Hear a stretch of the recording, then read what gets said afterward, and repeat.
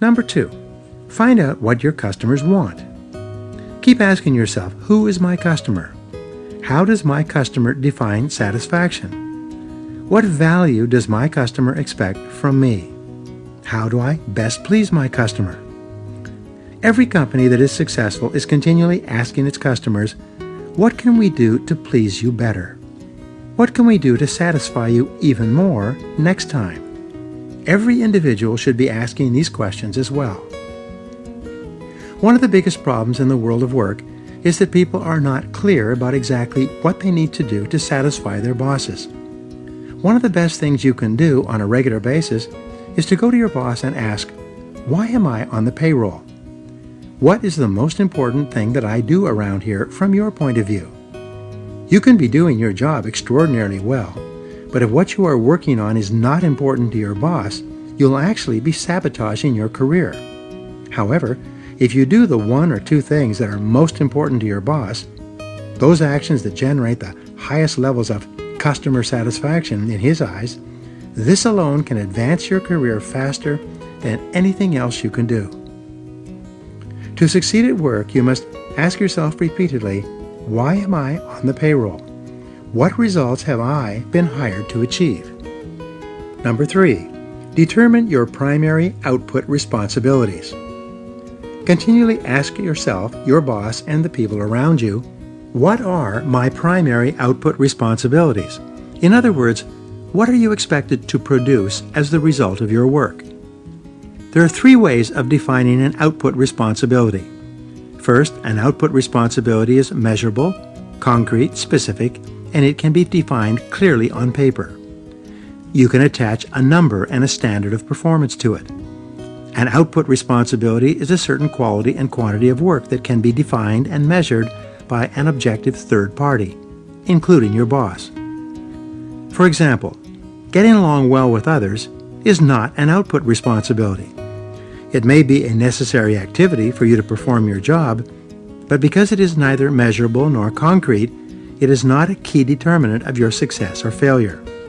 Second, an output responsibility is something that is under your control. It is something that you can do from beginning to end. It does not depend on someone else.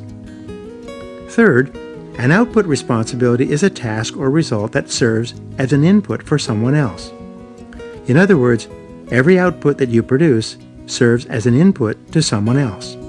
It becomes a part of someone else's job. For example, if you make a sale, that output becomes an input to your organization, which must now produce, deliver, and service the product. Consequently, each product or service that your company produces becomes an input to the life or work of someone else. If your company manufactures computers or photocopiers, those machines become the outputs of your organization and inputs to other organizations, which then use them to produce outputs of their own. The questions for you to ask are, who must use what I produce? What does it take to please the people or organizations that have to use what I produce? How can I best satisfy my most important customers? The most successful people and organizations are those who please the greatest number of their customers by giving them what they want in the way they want it at prices they are willing to pay. Number 4, determine your key result areas. In setting business and career goals, you must be continually asking, what are my key result areas? This is an essential question for business and career success. What is it that you and only you can do that, if done well, will make a real difference to your organization or will yield extraordinary results? Think of a task that only you can do. If you don't do it, it will not be done by anyone else. But if you do it and do it well, it can make a real contribution to yourself and your organization. There are seldom more than 5 to 7 key result areas in any job. Your ability to perform well in each of the key result areas of your particular position is the key to your overall success.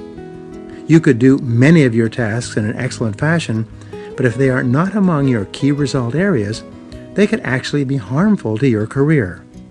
The time you spend on them will take you away from doing the vital few things that your success depends upon. Apply the 80-20 rule to everything you do. Just 20% of the things you do will account for 80% of the value of your work. It's essential that you work on the top 20% of activities that account for most of your results. Number 5, practice management by objectives. One of the most effective forms of corporate goal setting is management by objectives. This technique should be only used with competent people, that is, with people who have mastered the job and know what needs to be done. This method requires that you entrust an entire task to an individual. There are 4 steps to management by objectives.